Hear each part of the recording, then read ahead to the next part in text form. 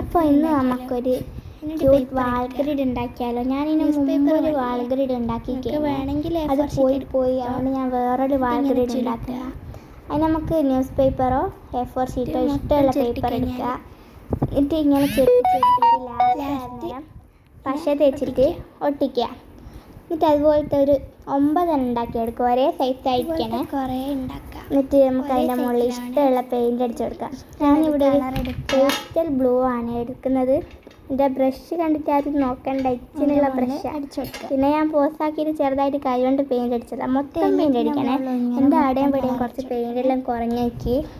എന്നിട്ട് നമുക്ക് വാൾഗ്രിഡിൻ്റെ ഷേപ്പിൽ ഇങ്ങനെ മൊത്തം ഇതിൽ ഒട്ടിച്ചെടുക്കുക. എൻ്റെ കൂടെ അയ്യെ ഷോട്ട് എടുക്കാൻ മറന്നുപോയി, അതുകൊണ്ടാണ്. എല്ലാവർക്കും ഒട്ടിക്കാൻ അറിയാമല്ലോ ഇപ്പോൾ. എന്നിട്ട് ഇങ്ങനെ ഒട്ടിച്ചായി കഴിഞ്ഞാൽ കുറച്ച് നല്ലോണം ഒട്ടിക്കണേ. അപ്പാട് വെച്ച് പോയാൽ ശരിയാവില്ല. എൻ്റെ ഇങ്ങനെ തെറ്റിപ്പോയത്. എന്നിട്ട് പിന്നെയും ഒട്ടിക്കണ്ടാണ് എനിക്ക്. ക്ഷമ നല്ലോണം പരീക്ഷിക്കുക. ഈ ഫെവിക്കോൾ നല്ല ഇടങ്ങാറാക്കി. ഇപ്പം നമ്മളെ വാൾഗ്രിഡ് ഇവിടെ കഴിഞ്ഞിട്ടുണ്ട്. എൻ്റെ വാൾഗ്രിഡ് തീരെ ചെറുതായിപ്പോയി. സാധാരണ എല്ലാ വാൾഗ്രിഡിനും നല്ല വലുപ്പം ഉണ്ടാവും. സാരമില്ല, നിങ്ങൾ കുറച്ച് വലുതായിട്ട് ഉണ്ടാക്കിയാൽ മതി. എന്നിട്ട് ഞാൻ അതിൻ്റെ ചുമരുമേൽ വെച്ച് കൊടുത്തിട്ടുണ്ട്. ഞാൻ അതിൻ്റെ മുകളിൽ കാര്യമായിട്ടൊന്നും വെച്ചിട്ടില്ല. നിങ്ങൾക്ക് വേണമെങ്കിൽ ഇഷ്ടമുള്ള ഉണ്ടാക്കി അതിൻ്റെ മുകളിൽ വെക്കാം.